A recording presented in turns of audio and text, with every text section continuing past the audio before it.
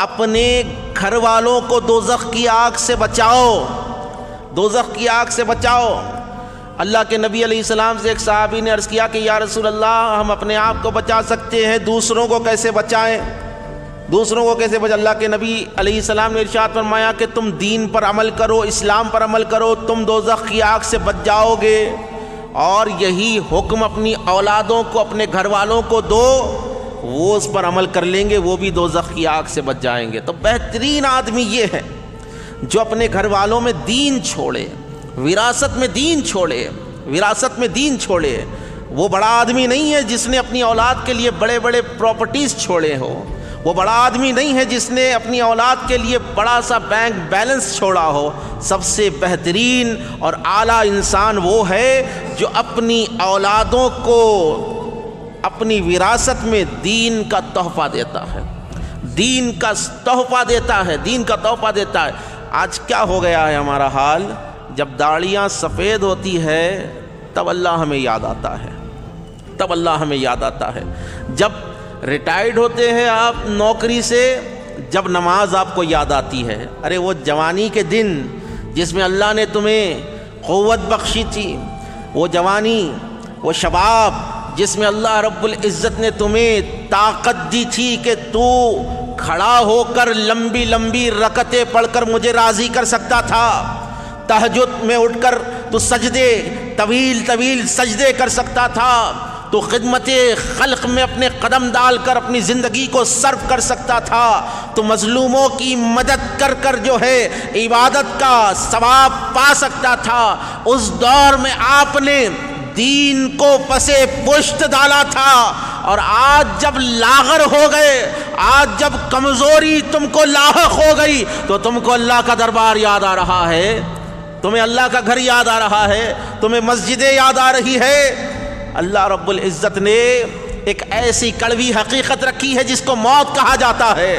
میں نوجوانوں سے مخاطب ہو کر کہہ رہا ہوں کہ دیکھو، ضروری نہیں کہ عمر طویل ہونے کے بعد میں موت آ جائے، ضروری نہیں کہ بال سفید ہونے کے بعد موت آ جائے۔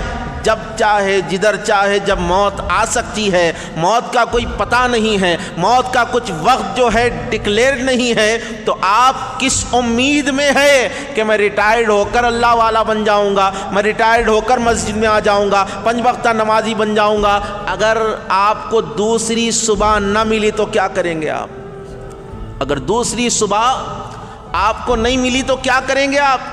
ہر گناہگار یہ سوچ کر گناہ کر رہا ہے کہ میں کل سدھر جاؤں گا، 1 سال بعد سدھر جاؤں گا، یہ گناہ کرنے کے بعد سدھر جاؤں گا۔ ارے اگر گناہ کرتے وقت اگر روح قبض ہو جائے تب کیا کرو گے؟ تب کیا کرو گے؟ تو عرض کرنے کا مقصد یہ ہے کہ اللہ کے نبی علیہ السلام نے ارشاد فرمایا، لذتوں کو ختم کرنے والی شے موت کا ذکر کثرت سے کرتے رہو، کثرت سے کرتے رہو، کیونکہ جسے موت یاد ہوتی ہے نا، جسے موت یاد ہوتی ہے نا، وہ گناہوں کی طرف نہیں جاتا۔ جس کو موت یاد آ جائے، جس کو قبر کے اندھیرے یاد آ جائے، وہ گناہ نہیں کرتا، وہ اللہ کی طرف راغب ہو جاتا ہے۔ لیکن بڑے افسوس کی بات ہے، ہم کھلے عام گناہ کر رہے ہیں، ہم مجمع میں گناہ کر رہے ہیں، ہم تنہائیوں میں گناہ کر رہے ہیں۔ مولا علی شیر خدا کا وہ قول یاد آ رہا ہے کہ مولا علی شیر خدا فرماتے ہیں، اگر تم لوگوں کے بیچ میں گناہ کرتے ہو تو لوگ تمہارے گناہ کے گواہ ہو جائیں گے، اگر تنہائی میں گناہ کرو تو اللہ اس کا گواہ رہے گا، اللہ اس کا گواہ رہے گا۔ یاد رکھے، لوگ دیکھے یا نہ دیکھے، یہ سوچے اللہ دیکھ رہا ہے۔